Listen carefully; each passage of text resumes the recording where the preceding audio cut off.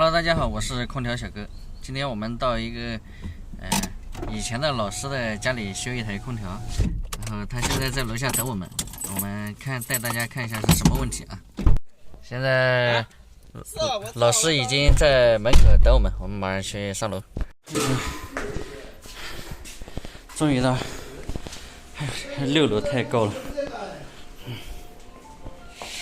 啊，海尔啊。海尔空调，这是一台海尔，插电没反应嘛，估计插座没电，马上检查一下。电推上去了吗？看胡师傅又在那儿，胡师傅没睡好。空调现在终于打开了，原来它这个地方要用手锤，太松了。胡师傅在干什么？这个也不行啊。这个是志高。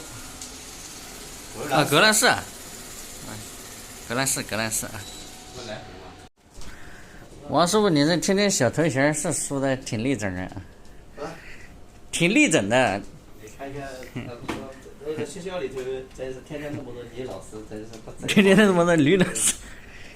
老师。真好一点。老师漂亮的多。真不是。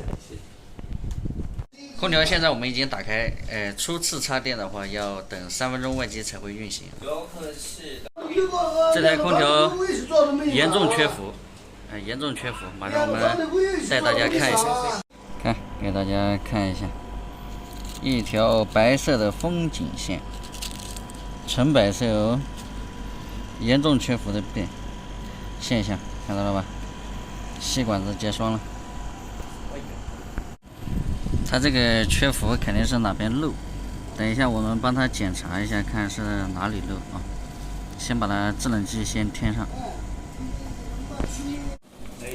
现在零了，0压力了。现在开始添加制冷剂。瓶子有9个压力啊。好男的就是我就是好男人，全部可以买。胡师傅就喜欢吹牛逼。现在开始添加啊。周师傅讲2句。空调严重缺伏了。就这点。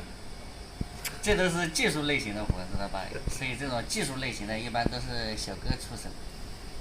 这个胡师傅搞不定。像细节方面的问题，还是我做的比较好。现在压力已经有4.2、4.3了，马上我们加到4.5就行。看王师傅这头型，喂，多来4。等我老了，我也要搞个这个大背头。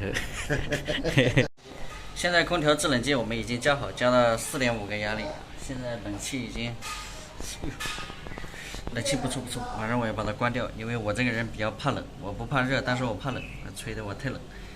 然后压力加到4.5啊，这个天气，这是定频22的老海尔，不过它的外机倒是确实不错，一点声音都没有，估计是30压缩机。对，那个老领导用的就是那个。我就是一直卖的这个空调，卖了不少人那天。它这个是一个老楼，马上估计要拆迁了。空调我们已经搞好了，然后下来了，就是一个缺制冷剂，里边没有，也不多了，有那么点吧。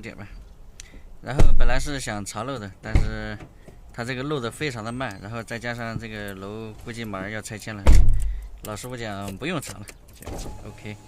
好，本期视频就到这里吧。如果你喜欢我的视频，帮我点个关注，有问题的话留下你的评论，我们下一期见，拜拜。